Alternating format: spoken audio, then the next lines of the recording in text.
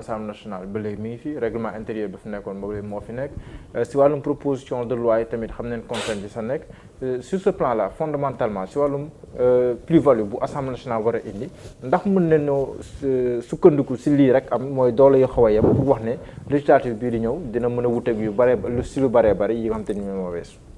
waaw d'abord li ñu ci njëkk a seetlu mooy législature bi absence yi du nar a bëri.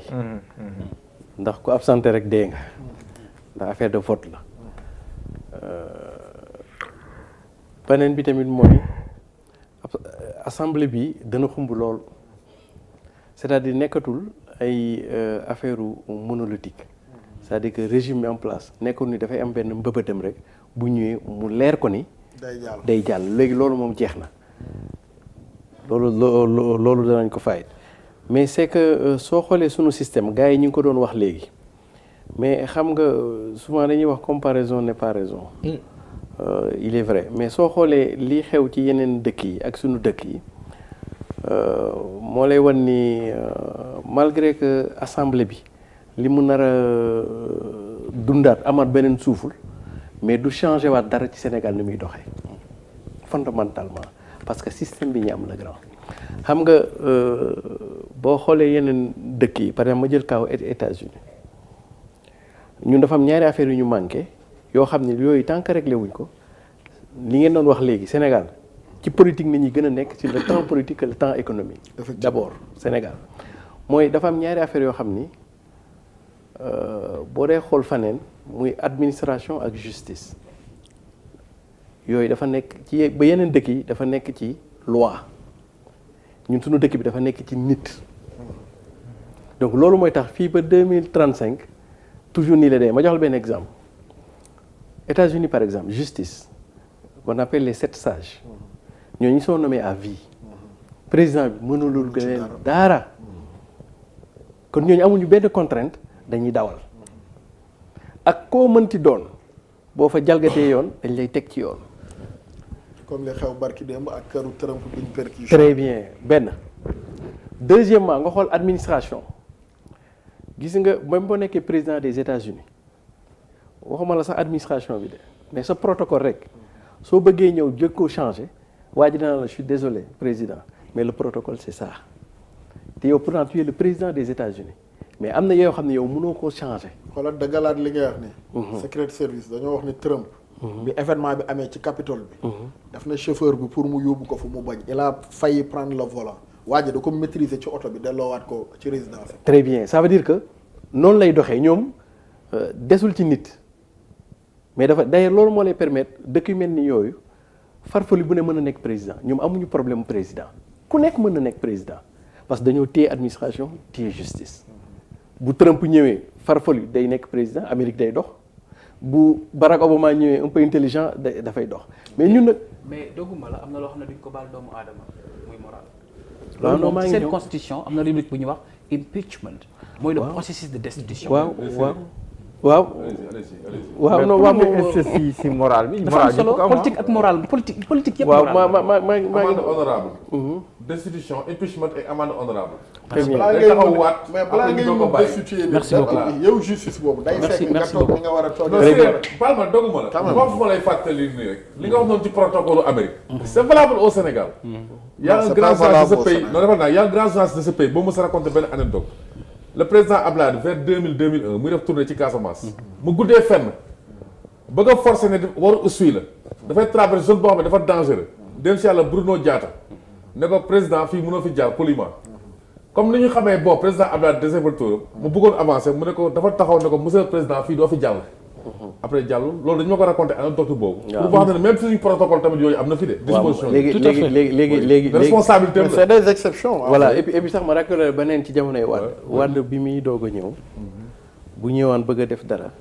day laaj protocole bi yëf yi nan lay demee. gars yi ne ko monsieur le président c'est vous qui décidez. lu mu bëgg waaw oui à l'époque. d'ailleurs li bokk na li sànq Ablaye Wade sax loolu la. c'est-à-dire da ngay dem ba mujj gi. da ngay jàpp ni yow mooy li gars yi doon wax. loo bëgg a def loo bëgg a def. fii suñu réew yi noonu la ñuy demee. c'est ça. beneen bi ma jox la beneen kii. les institutions ne valent que par les personnes qui les incarnent. waaw mais loolu la waaw loolu il faut nga sóor ko. waaw am na koo xam ne dafay préférer nga dàq ko te loolu dafay am ci histoire du Sénégal xëy na doo ko yëg. waaw que mu lay bàyyi parce que métier am la responsabilité am la bu dara amee moom la ñuy topp.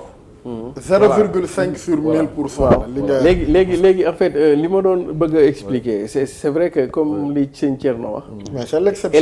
El Hadj Thierno parce que dem na Makka. waaw. bu ñu ko di fàtte quoi. yàlla fa yàlla yóbbuwaat. c'est pas seulement Thierno au sens de Cheikh Hamidou Kane dans l'aventure ambiguë, Thierno dans le sens des Pulaar. mais aussi c'est un El Hadj doublé d'un Thierno. donc en fait lii Thierno di indi.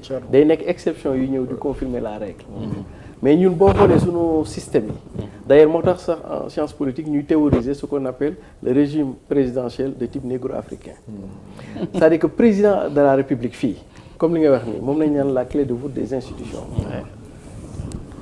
donc moom le fait que muy am pouvoir ci lépp ak ci ñëpp dina tax ci question bi nga ma laaj ni Assemblée nationale quelles qu'en soient les dynamiques il lui revient toujours le dernier mot comprendre kon donc peut-être que mi ngi continuer di am dooleem mais peut-être que doole bi dina wàññeeku tuuti mais il n'en demeure pas que Assemblée nationale mënul gouverner Sénégal c'est le président de la République qui va gouverner le Sénégal quelle qu'en soit position yi ñu def nii parce que le dernier mot lui revient ci système bi ñu nekk fii mais nag dootul yombati comme nu mu daan yombee bu njëkk ba nga xam ne président day taxaw rek bëgg benn affaire bu yeboo sax fukki député bañ a ñëw 30 rek a fay nekk loolu jàll déedéet bi yoon nag moom lu ñu bëgg danañ ko ñafe waxtaane dem ba ci cëppaandaw ga te ku absenté rek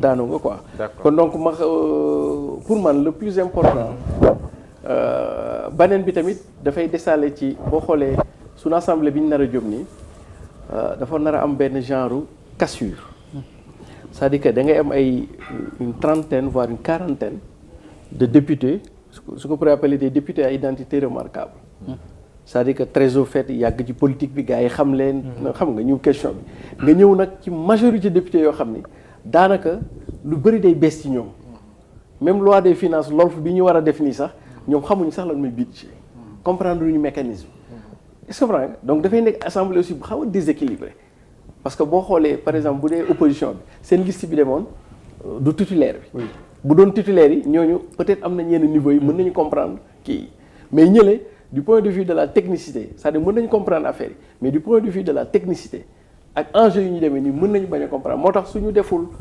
renforcement des capacités bu ñu deful mise à niveau daanaka dana li gars yi yaakaar yëpp mën na bañ a demee noonu quoi donc dañuy amaat comme premier ñoo xam ne comprendre da day ñëw rek ne leen et def leen lii ñoom ñu def lii te bu ñu xesee ba dugg assemblée ñoom ñëpp ils sont d'égale dignité waratul am ay pression ay député Sonko député Moussa Ndiaye mu te duutu xulle c'est-à-dire que député bu ne dafa war a délibérer ou statuer selon son humble conviction te man nag le fait que muy am déficit boobu xaw na ma di jaaxal. Cheikh Ousmane bu si xoolee déséquilibre bi nga xam te ni moom la Siré Sy di wax boo ko boolee ak l'enjeu 2024 fu mu toll ni mel na ni